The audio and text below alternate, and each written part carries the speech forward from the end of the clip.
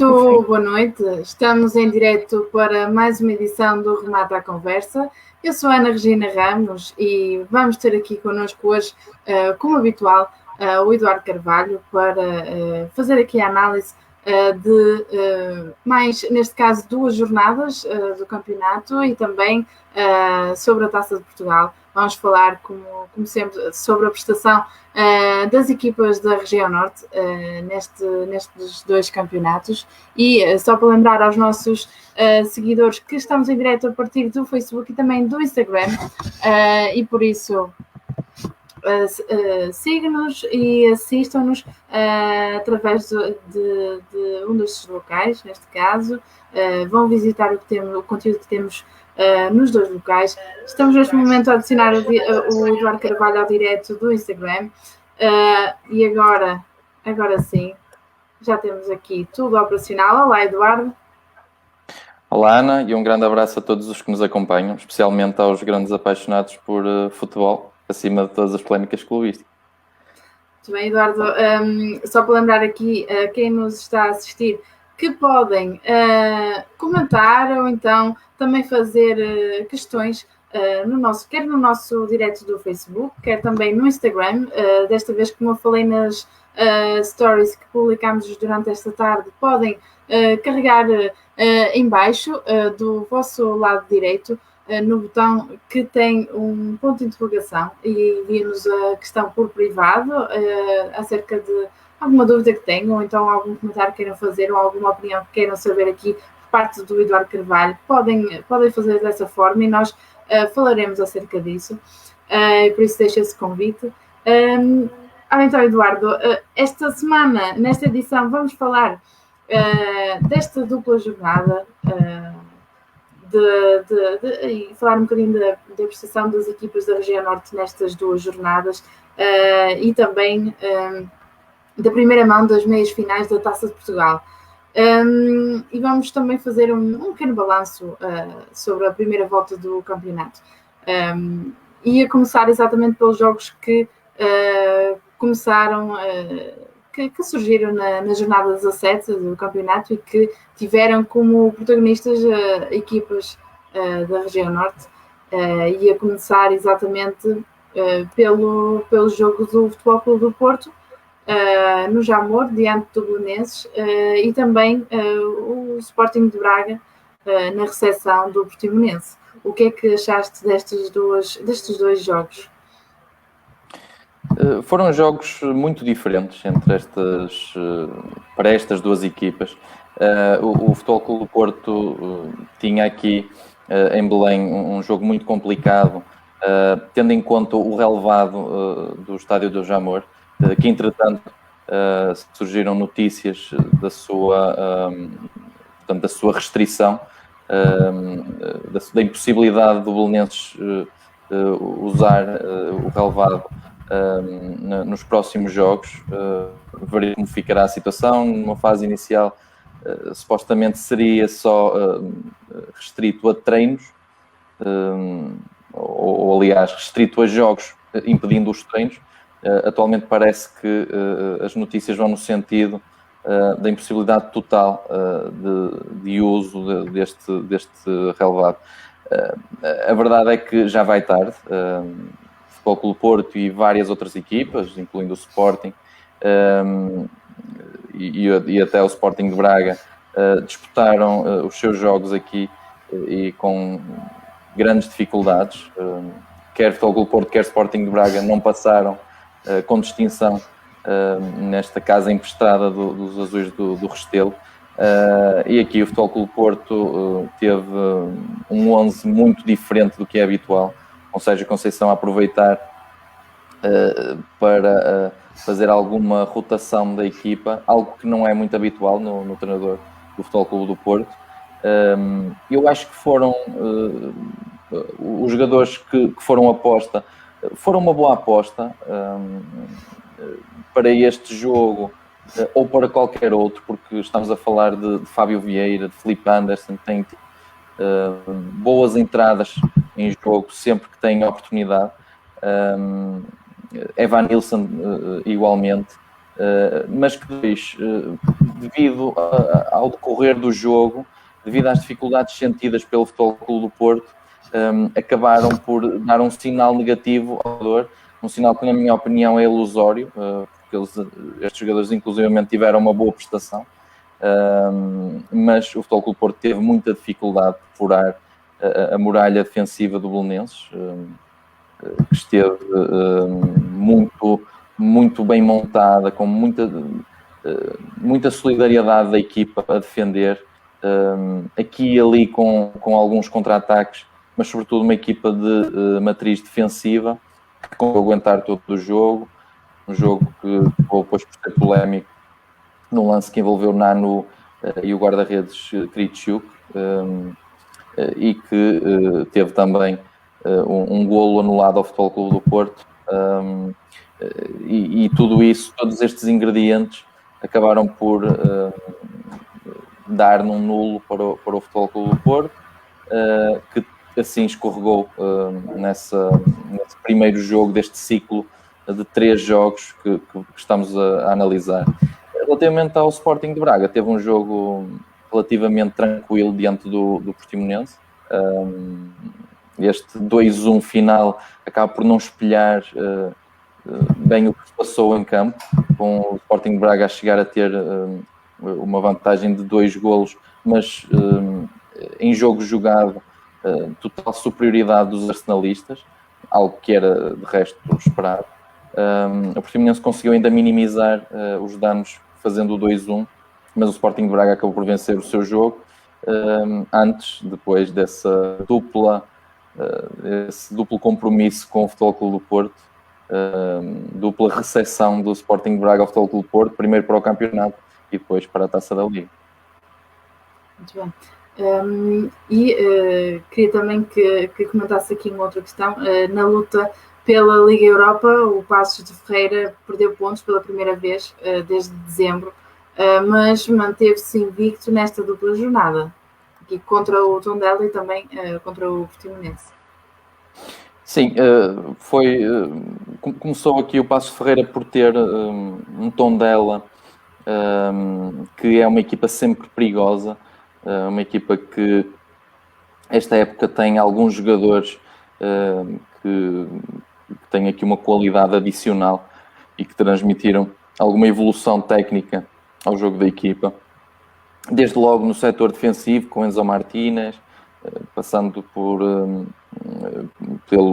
pelas zonas mais no último terço do terreno, com Salvador Agra, um jogador muito agressivo, tática e tecnicamente, e depois com Mário Gonzalez, um jogador de grande classe, um avançado centro de grande classe, que se tem evidenciado de uma forma que não fica completamente expressa nos golos que marca, que é um jogador muito completo e que está aqui realmente no Tondela, certamente de passagem.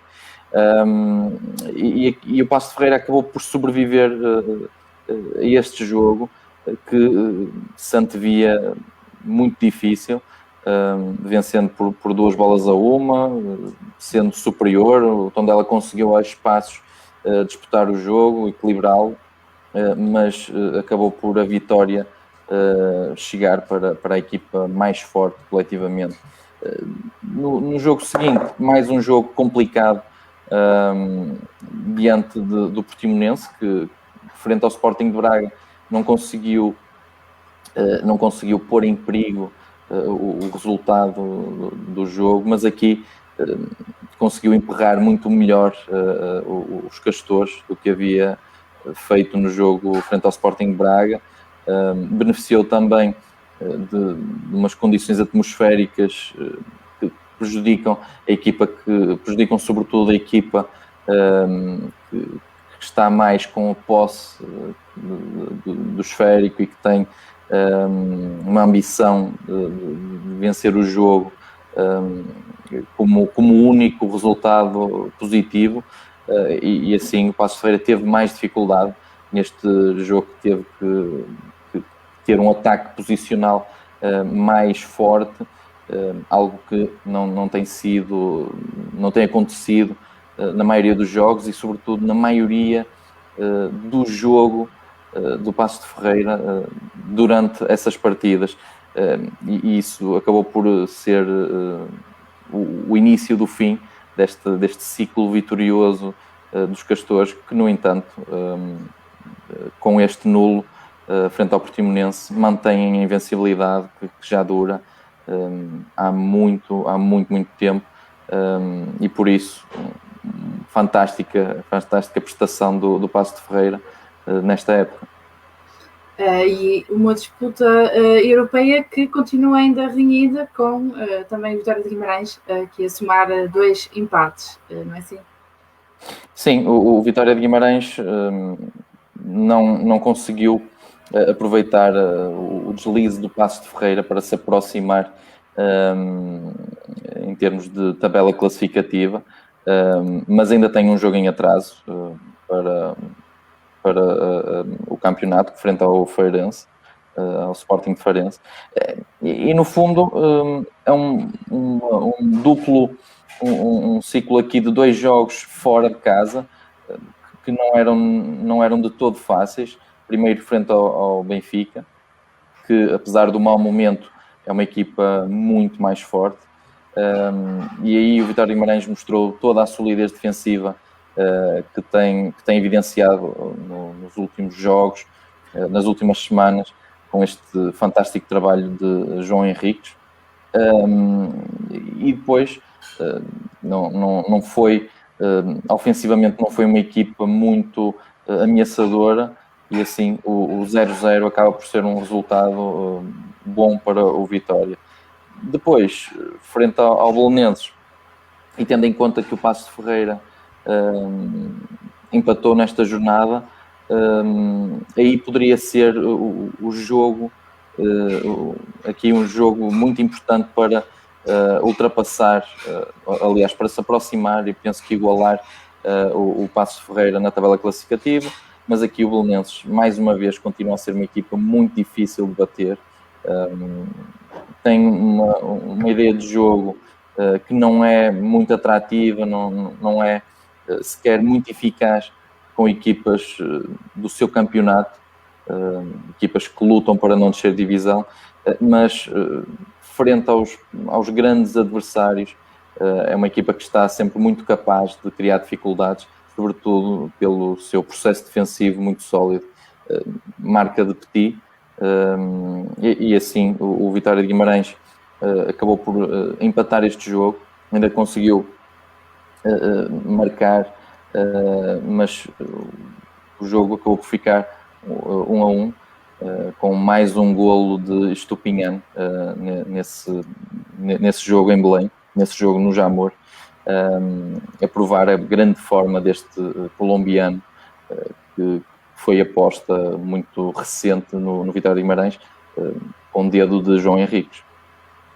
Bem, outro jogo que também terminou empatado foi o do Rio Ave com o Nacional, e o Rio Ave, que desde a chegada de Miguel Cardoso tem registrado uma evolução nos resultados, e queria que também falasses aqui um bocadinho da prestação desta equipa, que também jogou contra o Tondela e venceu por 2-1. Sim, o Rio Ave, na estreia de Miguel Cardoso, teve logo uma prova de fogo com essa visita ao Estádio do Dragão. A equipa começou por apresentar uma maior capacidade para controlar o jogo com bola, uma marca também que é distinta do futebol de Miguel Cardoso, do futebol preconizado por Miguel Cardoso. Depois acabou por perder o jogo face à superioridade coletiva do Futebol Clube do Porto, mas depois tinha aqui 2 jogos em casa importantes para ganhar aqui algum balanço, quer para o treinador, quer para estes jogadores que estavam um pouco abalados no ponto de vista anímico, sobretudo. E o Rio Ave aproveitou bem. Não conseguiu vencer os 2 jogos, mas registrou melhorias de partida para partida. Contra o Nacional muito bem, continua muito bem orientada a equipa por Luís Freire, e acabou por não permitir golos aos vilacondenses, que, no entanto, também melhoraram numa perspectiva de jogo defensivo que não tem sido muito forte esta época. A equipa tem sido premiável, muito mais do que na época passada. E foi um jogo de nulo, esse frente ao Nacional, mas depois com o Tondela, e mesmo apesar de ter começado por estar a perder esse jogo, por estar em desvantagem nesse jogo, o Rio Ave deu a volta e com isso consegue duas coisas. Consegue dobrar um resultado que é animicamente, é sempre um dínamo para qualquer equipa, uma injeção positiva para qualquer equipa, e depois essa vitória que há muito fugia aos vilacondenses, essa vitória final com a consolidação cada vez mais do jogo de posse de Miguel Cardoso. Isso acho que foi muito importante neste ciclo, este ciclo de três jogos para o treinador do Rio Ave. Muito bem, Eduardo, e depois tivemos também um Boa Vista que voltou às derrotas, jogou com o Gil Vicente e com o Nacional e perdeu estes dois jogos. Como é que vês estes resultados e a prestação aqui desta equipa? O Boa Vista tem sido uma equipa infeliz desde a chegada de Josualdo Ferreira. Nota-se que há mais maturidade nos processos de jogo da equipa, mas, no entanto, dificuldade em termos de eficácia. Aliás, defrontava o primeiro jogo deste ciclo de 2, foi frente ao Gil Vicente, uma equipa que passa por algo um pouco semelhante, uma equipa também melhor do que aquilo que a tabela classificativa acaba por nos transmitir. Mas, acima de tudo, o Boa Vista não tem tido muita felicidade nos seus jogos. Tem tido aqui e ali algumas, nos momentos decisivos, alguma dificuldade em ser eficaz, não só ofensivamente como também defensivamente. O Josualdo parece-me estar a acertar cada vez mais na equipa titular. Mas depois, por isto ou por aquilo, depois também com algumas polémicas à mistura que nós não abordamos aqui neste espaço e não queremos focar a nossa análise nesse prisma, mas tudo isto são fatores do jogo e o Boa Vista não tem resistido ou não tem saído por cima dos jogos em face dessas incidências. O Gil Vicente, mais maduro, acabou por vencer o seu jogo no estádio do Bessa, e depois, novamente no Bessa, frente ao Nacional, o Boa Vista acaba por sucumbir também com um golo surgido digamos, com um autogolo de Nuno Santos. Ambas as equipas, quer Gil Vicente, quer Nacional, me parecem nesta altura coletivamente mais fortes e mais consolidadas do que os achadrezados, e por isso acabaram por ganhar este jogo. Muito trabalho para o professor Josualdo Ferreira para resgatar os índices de confiança e de eficácia à equipa. Bem, Eduardo, passando agora aqui ao Gil Vicente, que jogou com o Sporting e perdeu exatamente pelo mesmo resultado com o qual o Boa Vista tinha perdido com o Gil Vicente. Como é que viste aqui este jogo? Aqui realmente o Gil Vicente teve uma boa sequência desse jogo no estádio do Bessa. Teve uma primeira parte de grande nível, surpreendendo o Sporting, sendo superior não só em resultado, porque se adiantou no marcador, como também em termos exibicionais. A equipa esteve muito forte na limitação do futebol ofensivo leonino. Pediu que o Sporting criasse perigo quase totalmente. Houve apenas um ou outro lance em que o Sporting esteve perto de marcar, mas em 45 minutos foi muito pouco para os Leões. Já o Gil Vicente teve a oportunidade mesmo de chegar ao 2-0, que seria não seria decisivo ou não seria definitivo necessariamente para este jogo, mas dificultaria muito mais a tarefa ao Sporting. Não o conseguiu e os Leões estão mesmo num patamar para já inigualável. Não há qualquer outra equipa com um nível de confiança tão elevado como está o Sporting neste momento, e graças a isso vou dobrar aqui este Gil Vicente com os gilistas, mesmo no final do jogo, a verem a vitória e depois o empate a fugir. Mas a verdade é que Ricardo Soares está cada vez mais a levar aqui o Gil Vicente a um nível superior, e calcula-se que, continuando assim, há boas perspectivas para o Gil Vicente e Ricardo Soares. Bem, agora aqui falando um pouco na luta pela manutenção, neste caso do Famalicão, que perdeu os dois últimos jogos, um contra o Benfica e outro contra o Moreirense, ambos por 2-0. E aqui estes resultados, como é que tu vês este resultado e também o que é que pode significar aqui para a equipa do Famalicão? O Famalicão continua com muitas dificuldades. O timing da mudança técnica não pareceu o melhor. Como sabes e como sabem os nossos ouvintes, eu não sou um grande fã dessas chicotadas psicológicas a meio da época, mas havendo e sabendo nós que isto acontece, há alturas mais indicadas ou que podem prejudicar menos a equipa do que outras, e esta não me pareceu de todo a melhor altura, porque tinha aqui um jogo muito complicado. É verdade que o Rio Ave também passou por algo semelhante, mas depois tinha 2 jogos em casa. Depois de defrontar o Futebol Porto, Miguel Cardoso tinha 2 jogos em casa para tentar resgatar com alguma serenidade as vitórias, os bons resultados à equipa. E quanto ao Famalicão, Silas entrou numa altura muito complicada.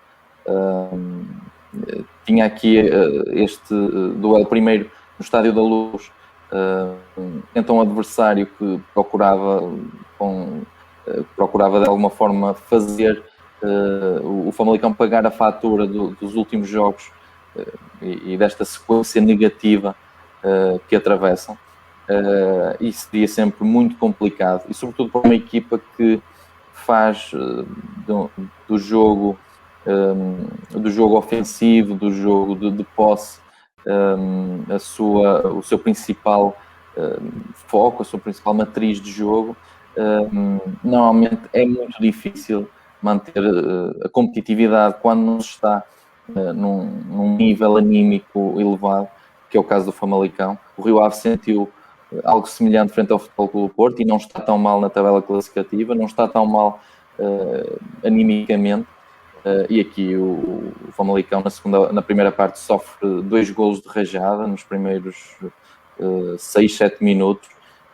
Adivinhava-se até uma goleada depois disso, fazendo lembrar a primeira volta, mas acabou depois por resistir bem até ao intervalo, e na segunda parte Silas acabou por fazer algumas alterações, introduziu algumas alterações ao esquema e também em termos individuais aos famalicenses, e acabou por equilibrar um pouco mais a partida, com o Benfica sempre em dificuldades para manter a mesma bitola durante todo o jogo. Assim, o Famalicão acabou por resistir, não digo ao jogo porque o perdeu, mas animicamente não deixou que se chegasse aqui a uma goleada que poderia ter efeitos nefastos para os próximos jogos. e chegou a esse jogo em casa frente ao Moreirense, esse derby minhoto, com boas perspectivas de fazer melhor e sim ter um resultado positivo, mas o Moreirense parece cada vez mais uma equipa serena, uma equipa mais adulta dentro de uma ideia de jogo semelhante ao que o Famalicão tem. Está mais adulta, está mais competitiva, e Vasco Seabra está a entrar muito nestes cónigos e venceu o jogo com alguma naturalidade, ou com mais naturalidade do que seria de esperar. Por isso, 2-0 para o Moreirense, e o Famalicão aqui também com muito trabalho para fazer de um grande conjunto de individualidades. Silas terá de fazer aqui um coletivo forte, um coletivo com muito potencial para subir na tabela classificativa. Veremos se animicamente a equipa resiste e se torna mais eficaz. Falaste ainda agora aqui no caso do Moreirense, queres acrescentar aqui mais alguma questão acerca do último jogo que ele teve com o Farense, neste caso que venceu por 2-1? Foi um jogo também algo similar a este frente ao Famalicão. O Farense aqui um pouco melhor do que o Famalicão a dar resposta a esse jogo de posse dos cónegos, mas acho que Seabra conseguiu montar aqui uma estratégia mais eficaz, roubando aqui bola ao Farense, que não conseguiu ainda também capitalizar essa mudança técnica, e por isso acaba por ser muitas vezes uma ilusão fazer chicotadas psicológicas no meio de uma época, porque se não tiver um efeito nos primeiros 2 jogos, a equipa poderá cair ainda para um nível inferior ao que estava antes dessa mudança técnica. Por isso, o Moreirense fez também aqui um jogo tranquilo, impôs, foi mais equilibrado, é verdade, mas no fim conseguiu ser mais forte nos detalhes do jogo, e por isso venceu 2-1 num terreno muito complicado como é o São Luís. Muito bem, Eduardo. Também resta-nos falar aqui sobre o que aconteceu esta semana. Houve um duplo confronto entre o Braga e o Futebol Clube do Porto. Num dos jogos terminou 2-2, no outro 1-1, ambos empatados. Portanto, o que é que tens aqui a dizer da prestação destas duas equipas? Foram jogos que tiveram vários pontos em comum. Desde logo, os jogos disputaram-se ambos no terreno do Sporting de Braga. Depois, o Futebol Clube do Porto foi superior durante grande parte destes jogos, algo que não se esperava de uma forma tão concludente. Acabou por ser um jogo em que o Futebol Clube do Porto, o primeiro jogo, um jogo em que o Futebol Clube do Porto controlou muito bem as investidas do Sporting de Braga, e depois teve o rasgo ofensivo para capitalizar as oportunidades que teve, primeiro de penalti por Sérgio Oliveira, e depois com Taremi a marcar o segundo gol da equipa. Mas depois dessa expulsão de Corona, que tinha servido Taremi para o golo 2-0, e que estava a fazer uma grande exibição, depois dessa expulsão o Futebol Clube do Porto não mais se encontrou, e aí o Sporting de Braga teve uma boa reação. É óbvio que contra -1 os jogos são sempre um pouco diferentes, mas aqui tornou-se um jogo demasiado diferente. O Futebol Clube do Porto, independentemente de parte a polémica dessa expulsão, sendo ou não, a verdade é que o Futebol Clube do Porto não teve a melhor estratégia, aliás, na pessoa de Sérgio Conceição, não teve a melhor forma de controlar o seu adversário e estava com 2 golos à melhor. Por isso, acredito que teria beneficiado com a introdução de alguns elementos para o meio-campo. Eventualmente, no ataque, Evan Nilsson seria uma boa aposta para tentar um terceiro golo que pudesse matar o jogo. O Futebol Clube do Porto não o fez e ficou exposto a esta reação do Sporting de Braga, que tem várias soluções. Conseguiu introduzir Gaetano no jogo, tem também Sporar, teve vários jogadores que conseguiram variar o ataque da equipa, e com isso, no jogo de ontem, para a Taça da Liga, acabou por se ver também algo muito similar, com uma superioridade não tão evidente, mas que acabou por imperar do Futebol Clube do Porto até ao momento sobretudo da segunda expulsão. Eu diria que aqui o Futebol Clube do Porto resistiu melhor contra o 11, estando com 10, mas depois com menos 2, aí a equipa sentiu e aí também se compreende mais, até porque o Futebol Clube do Porto conseguiu melhor controlar esses ataques do Sporting de Braga, que se fizeram sentir sobretudo desde esse momento de 11 contra 10, em que ficou 11 contra 10, mas depois o Futebol Clube do Porto acabou por não resistir, e foi mesmo nos últimos momentos do jogo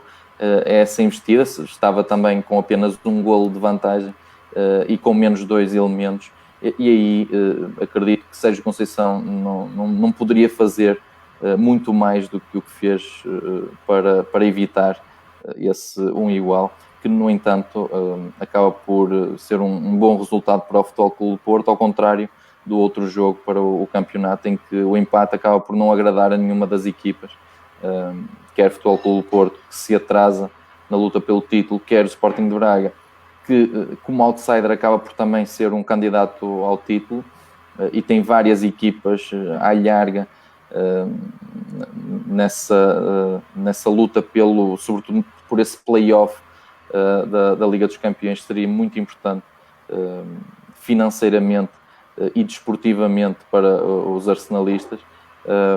Por isso acaba por não ser um resultado positivo para nenhuma das equipes. Quanto à Taça da Liga, estamos na primeira mão, está tudo em aberto. O Futebol Clube do Porto, em teoria, tem aqui um melhor resultado, mas o Sporting de Braga tem muitas soluções para contrariar o Futebol Clube do Porto, mesmo no seu estádio. Eduardo, antes de passarmos já à fase seguinte do nosso programa, deixa só lembrar a quem nos está, podem sempre fazer alguma questão, algum comentário, quer no Facebook, quer aqui também no Instagram, conforme eu referi no início,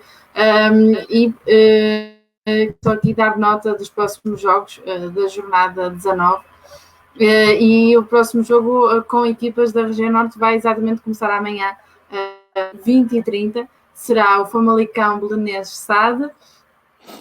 Depois, no sábado, haverá também o jogo entre o Vitória de Guimarães e o Rio Ave, às 18 horas.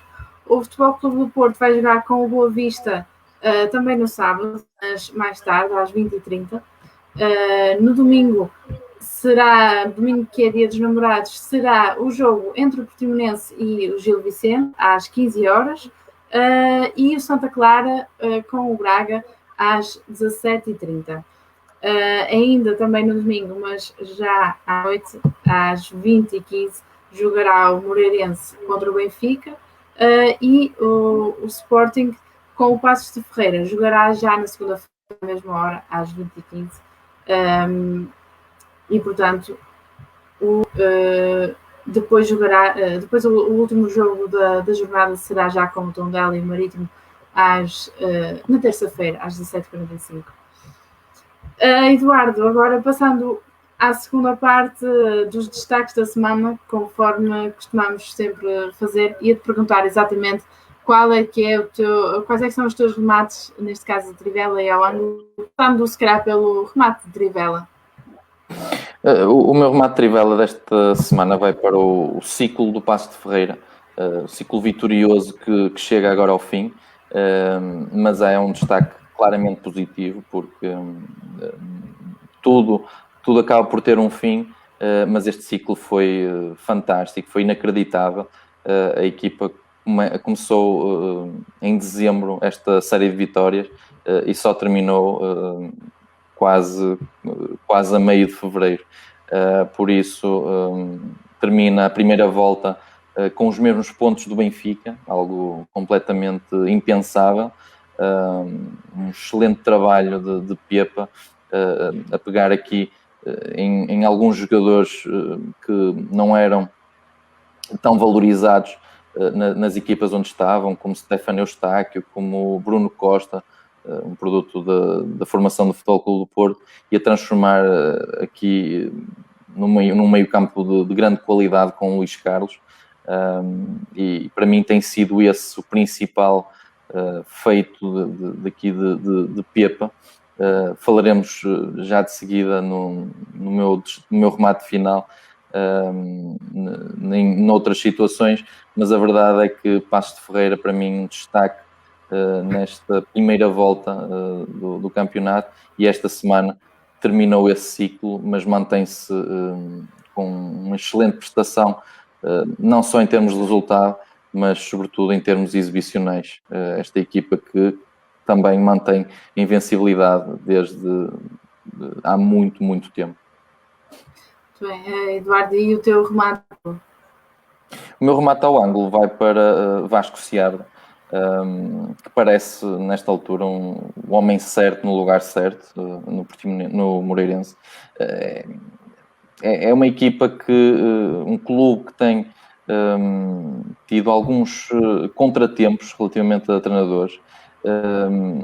Primeiro, tem tido excelentes escolhas, o seu presidente, para treinadores. Alguns dos treinadores que acabam por chegar longe no futebol português passaram por Moreira de Cónegos, mas depois nota-se algumas divergências, foram reveladas até por alguns destes treinadores, algumas divergências com os dirigentes, já falámos disso há algumas edições atrás.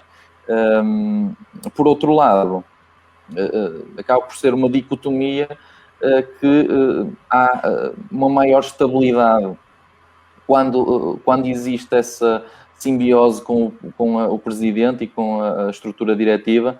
Há uma maior estabilidade no Moreirense, porque a equipa acaba por fazer campeonatos tranquilos.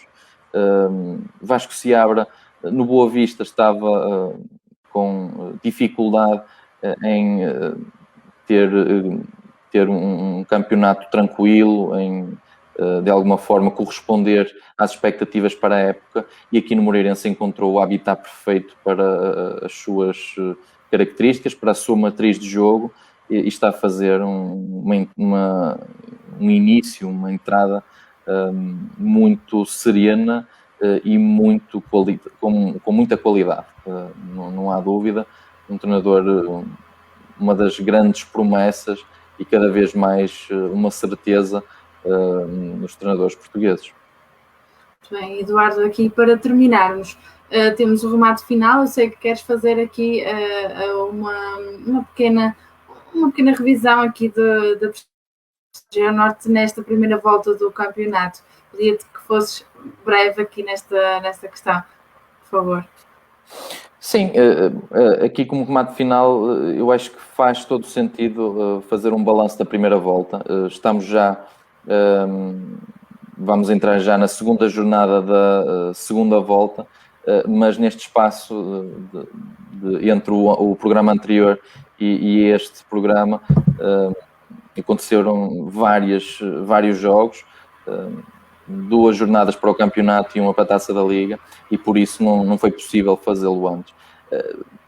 Primeiro, começava pelas equipas que estão abaixo na tabela classificativa, que estão mais abaixo, dentro das equipas nortenhas, o Famalicão e o Boa Vista, que tiveram um desempenho muito aquém do esperado nesta primeira metade da época, tendo em conta a fantástica caminhada que fizeram na época transata. Os famalicenses, esperava-se poderem pelo menos fazer um campeonato tranquilo. Relativamente aos achadrezados, acima de tudo, as contratações sonantes faziam prever outro desempenho. Alguns perspectivavam inclusivamente uma luta europeia com o Vitória de Guimarães, algo que de todo se tem concretizado. Atualmente o Famalicão parece ter melhorado relativamente ao início da época a sua abordagem ao mercado. Agora, com este defeso de inverno, houve aqui algumas contratações interessantes, algumas delas a título definitivo.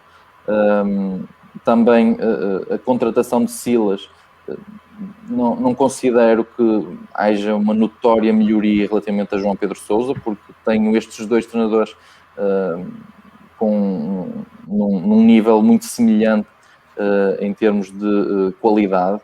Ambos bons treinadores, fizeram uma época de grande qualidade ao longo deste curso como treinadores. Por isso, acho que o Famalicão acabou por manter a coerência em termos de perfil de treinador, e agora, face a estas contratações que fez no defesa de inverno, se estas individualidades, as grandes individualidades que têm, resistirem à pressão, acredito que possam resgatar a equipa para um outro patamar, e de uma forma mais sustentável do que aconteceu na época passada, em que foi um curto período de sucesso para o Famalicão. Quanto ao Boa Vista, mexendo pouco e sobretudo contratando um experiente treinador como é Osvaldo Ferreira, apenas precisa, na minha opinião, de uma sequência de bons resultados, de preferência vitórias, para recuperar a equipa animicamente. Veremos. O Boa Vista tem agora esse derby da Invicta frente ao Futebol Clube do Porto na próxima jornada, num jogo muito, muito difícil. Depois, o Gil Vicente, uma equipa que acaba por ser agridoce, está a ter uma época infeliz, tendo em conta a coerência, a congruência com a época passada, em termos de filosofia, de plantel, a competitividade que também tem exibido acaba por não ter reflexo nos resultados, na maioria dos resultados. Rui Almeida acabou por fazer um trabalho bastante razoável, mas acabou por rescindir contrato com os gilistas. E depois a contratação de Ricardo Soares, tendo em conta a saída do outro treinador, parece uma excelente aposta, mas a verdade é que ainda não está a produzir um grande efeito em termos de resultados. No entanto, este defeso de inverno foi também muito positivo, na minha opinião, para o Gil Vicente. Foi cirúrgico, fez poucas, mas boas contratações, e face a isso e face aos processos de jogo da equipa, que parecem sólidos, parecem bem enraizados, faz-me prever uma subida na tabela classificativa por parte do Gil Vicente. Depois, Rio Ave e Moreirense estão mais a meio da tabela. O Rio Ave, que desiludiu no início, aliás, depois de um início épico de época, foi um início em que teve a possibilidade de se apurar para a Liga Europa e que só sucumbiu face a um grande Milan, que está a ressurgir esta época, e que na altura parecia apenas um colosso de nome, mas a verdade é que está a ser a melhor época do Milan em muitos anos, e foi apenas o Milan e in extremis a eliminar este Rio Ave no último jogo do play-off da Liga Europa. Depois disso, Mário Silva teve dificuldade no transfer para o campeonato, E de alguma forma acho que não ficou provada ou não ficou verificada a qualidade de Mário Silva, ele que fez um excelente trabalho nas camadas jovens, nomeadamente no Futebol Clube do Porto, e que agora vem queimando etapas. Seria a escolha mais óbvia para a equipa B dos Dragões na época seguinte a ter vencido a Liga dos Campeões Jovens, a Youth League. Isso acabou por não acontecer e depois foi queimando etapas muito rapidamente, e acho que isso não o beneficiou, porque falámos de um treinador com talento. Depois, o facto de ter preterido alguns jogadores como Fábio Coentrão, que chegou em outubro à equipa, como Mechino, que é um jogador que mexe com os jogos sempre que entra, e com Piazzone também, que acabou por...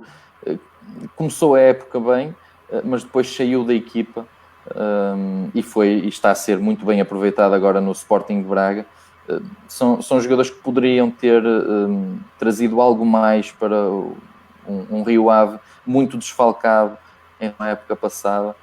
Isso não aconteceu e com tudo isto Mário Silva acabou por sucumbir aos resultados, e Miguel Cardoso, face a essa saída, pareceu-me uma excelente ideia, um regresso de salutar para um treinador que precisa de reerguer a sua carreira, e também o Rio Ave precisa de ser reerguido por este treinador.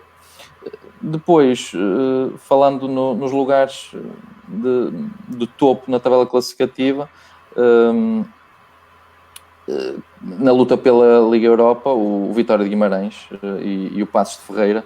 O Vitória, que está em crescendo, começou a época mal, com uma aposta arriscada em Tiago Mendes, demasiadas entradas na equipa, alguma confusão e desorganização inicial para o Vitória, mas depois esta contratação de João Henriques pareceu-me também um tiro em cheio, porque está tranquilamente a consolidar a equipa defensiva e ofensivamente, com melhores associações entre os jogadores, cada vez melhor, mais apurado este 11 de João Henriques, e depois uma aposta completamente ganha em Estupinhano.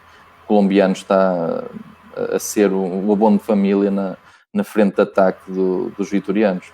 Quanto ao Paço de Ferreira, já falei grande parte do que tenho para dizer sobre os Castores, um excelente trabalho de Pepa, meio campo de grande qualidade, e só queria completar com Douglas Tanque, que está a um nível muito bom. Não é um jogador de grande recorde técnico, mas é um jogador que poderia ser muito útil para equipas grandes do futebol português, mesmo que fosse uma aposta, um trunfo a partir do banco. Douglas Tanque teria, na minha opinião, um lugar num Futebol Clube do Porto, por exemplo. E por fim, Sporting de Braga e Futebol Clube do Porto, os candidatos ao título. Quanto ao Sporting de Braga, um início difícil de época, teve 2 derrotas, começou por perder frente ao Futebol Clube do Porto e depois em casa frente ao Santa Clara, mas depois foi gradualmente evoluindo, não só em termos de resultados, como também no jogo da equipa.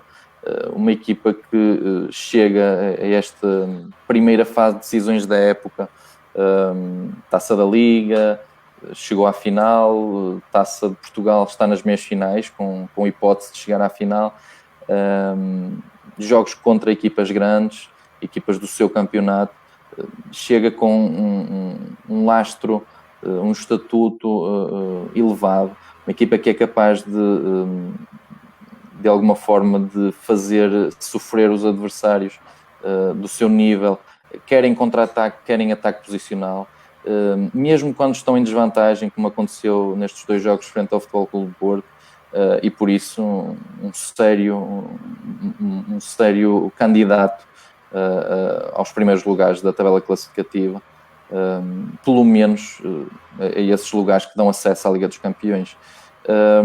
De resto, só referir aqui na minha opinião, os 2 nomes em destaque dos arsenalistas nesta primeira metade da época, que são Paulinho, que entretanto saiu para o Sporting, um jogador que se manteve numa bitola muito alta e que foi o finalizador desta equipa, um jogador que era o centro do futebol ofensivo da equipa. E depois Al-Musrati, uma contratação que espantou muita gente, veio a custo zero do Rio Ave, aliás, do Vitória de Guimarães, o seu grande rival, mas via Rio Ave. Foi na época passada treinado por Carlos Carvalhal no Rio Ave, mas tem tido um excelente desempenho neste Sporting de Braga, um jogador que inicia com grande qualidade o processo ofensivo da equipa. A saída de bola começa quase sempre neste jogador, e que defensivamente ainda não está a um nível muito elevado, mas ofensivamente é o primeiro construtor da equipa. O Futebol Clube do Porto, uma época irregular, que a equipa demonstra algumas insuficiências no seu jogo, mas de alguma forma a competitividade, o estatuto que esta equipa adquiriu em termos competitivos, a garra que emprega todos os jogos, com o seu treinador a ser a figura central de tudo isto, um treinador que não deixa que a equipa desligue da corrente a nenhum momento, vão mascarando de alguma forma estas deficiências da equipa e vão permitindo que seja a equipa melhor classificada, mais bem classificada destas equipas nortenhas. Há aqui alguma redução de qualidade, nomeadamente no lado esquerdo da defesa, com Zaidu muito abaixo ainda, apesar da boa evolução que teve, muito abaixo da Alex Telles. Por outro lado, Taremi acrescentou inteligência de jogo ofensivo à equipa. No entanto, o mercado de inverno não foi bem conseguido por parte do Futebol Clube do Porto. Não aproveitou nem para arrumar a casa, nem para contratar um ou outro jogador que pudesse elevar o nível da equipa. Por isso, é este o meu balanço. É um remate final mais alongado, mas procurei ser o mais sintético possível, tendo em conta tantas equipas para falar sobre esta primeira metade da época. Exatamente. Muito bem, Eduardo. Muito obrigada pela tua análise, como sempre. Deixa-me só aqui referir uma questão quanto àquele jogo que estava em atraso do Vitória de Guimarães, que há pouco também falaste.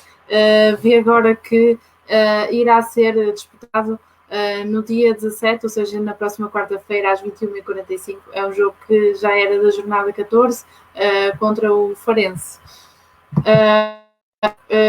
Obrigada a todos que nos assistiram desse lado. Estivemos em direto para o Facebook e também para o Instagram. Resta também lembrar que podem aceder a mais notícias sobre o desporto e também sobre a região norte, sempre conteúdos elaborados pela nossa equipa.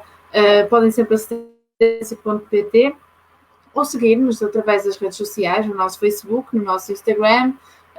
Publicaremos depois desta edição também no nosso canal do YouTube.